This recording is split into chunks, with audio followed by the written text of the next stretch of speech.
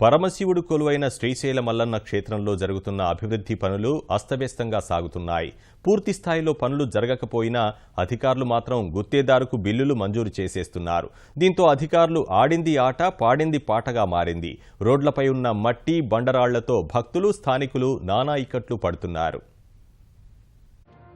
అష్టాదశ శక్తిపీఠంగా పేరుగాంచిన శ్రీశైల మల్లన్న క్షేత్రాన్ని నిత్యం వేల సంఖ్యలో భక్తులు దర్శించుకుంటారు. భక్తులకు మెరుగైన సేవలు అందించే ఉద్దేశంతో శ్రీగిరిని అభివృద్ధి చేయాలని సర్కారు నిర్ణయించింది. దీనికోసం 137 కోట్ల రూపాయలతో బృహత్ ప్రణాళిక పనులు చేపట్టారు. వీటిలో 29 కోట్లతో నీటి సరఫరా ప్రాజెక్టు, 26 కోట్లతో భూగర్భ మురుగునీటి వ్యవస్థ పనులు చేస్తున్నారు. శ్రీశైలం పురవీధుల్లో గుంతలు తవ్వి పైపులు అమర్చుతున్నారు. గుంతలు పూడ్చిన తరువాత మిగిలిన మట్టి బండరాళ్లను ఇతర ప్రాంతాలకు తరలించాల్సి ఉన్నా గుత్తేదారులు పట్టించుకోకపోవడం వల్ల స్థానికులు ఇబ్బందులు పడుతున్నారు.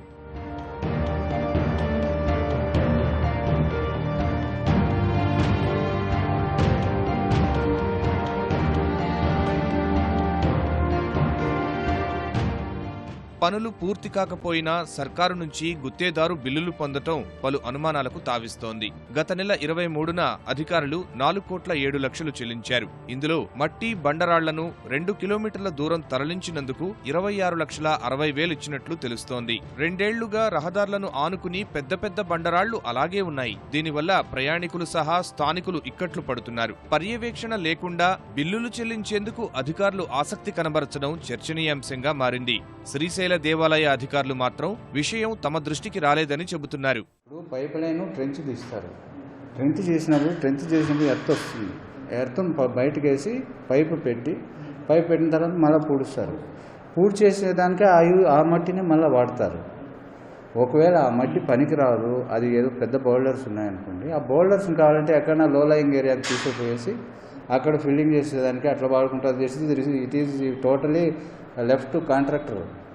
దానికి మళ్ళీ సపరేట్గా మేమేమి చేసేది ఏం లేదు.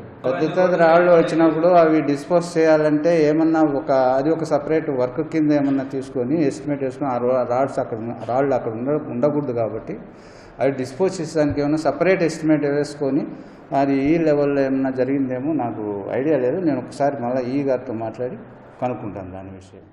ఇప్పటికే పనులు పూర్తి కావలసి ఉన్నా గుత్తేదారుకు వత్తాసు పలుకుతూ పనుల ఆలస్యానికి అధికారులే కారణమవుతూ భక్తులను స్థానికులను ఇబ్బందుల పాల్చేస్తున్నారు.